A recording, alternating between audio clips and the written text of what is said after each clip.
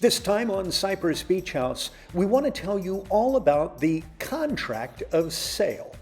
Let's go ahead and get started. You know, in many places, you sign a contract to purchase a house, and that contract really is only in force for, a month or three, something like that. It gives the buyer time to get the mortgage, get everything put together, and then you go into the settlement office, and when you get up, you have the deed and the keys for your new house.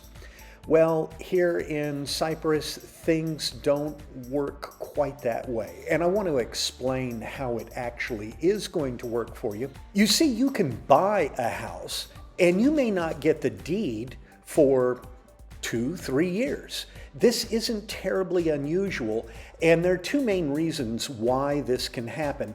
Let me explain to you what's going on. The most common reason is you have bought an apartment, say, and it's in a complex, and let's say there's going to be 6 buildings, 6 blocks of apartments in this complex, and you bought in block number 2. Well, there's obviously 4 more to go. The Belediye, the municipal government, will look at the plat, they'll look at the finished property, and only at that point will they issue the deeds. That means the developer cannot give you your deed for the apartment you bought until the entire complex is complete. Now, obviously, if you're buying in a larger development, be it single-family homes or an apartment complex, well, it could realistically be a year or 2 before you get your deeds. This isn't terribly unusual. These contracts for sale, by the way, are assignable. So, and I've done this, you can buy, in my case, a small apartment and sell it before the building is even finished.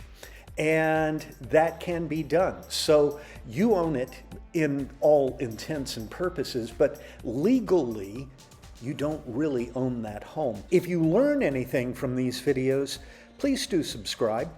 I also would remind you I'm not a solicitor, and some of the things I'm going to tell you about in this video, I wouldn't even recommend for myself, but it's kind of good to know what's going on.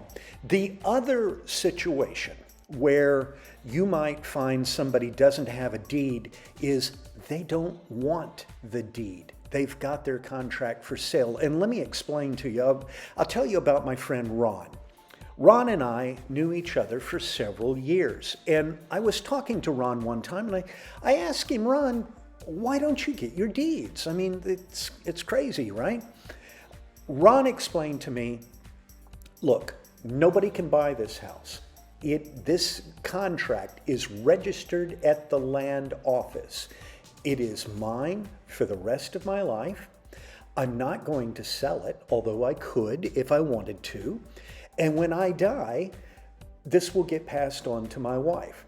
And that's exactly what happened. Ron passed away, and his wife has this house for as long as she wants, although technically, they don't own the house. The developer still owns the house. The reason is the transfer tax, which is 3% of the value of the contract. Now, 3% of, 150, 200,000 pounds is a bunch of money. And so in Ron's case, he just didn't want the contract or didn't want his final deed. Now, I don't obviously recommend this, but you need to be aware that this contract is more or less ironclad, and you can sell the house based on the contract. It's your house. By the way, you hear me talk about pounds. Real estate is priced in pounds. Electronics is priced in dollars typically, cars in pounds. Now, when you go to the grocery store, you buy gas, that's normally in Turkish lira, although they'll take almost anything anywhere. If you walk in and you've got a 50 euro bill, they'll take it. They'll take it. So currency here is a bit more flexible than most places. Guys, I hope you learned a little bit. If you did, I would remind you again, please do subscribe. Thank you, and I'll see you soon.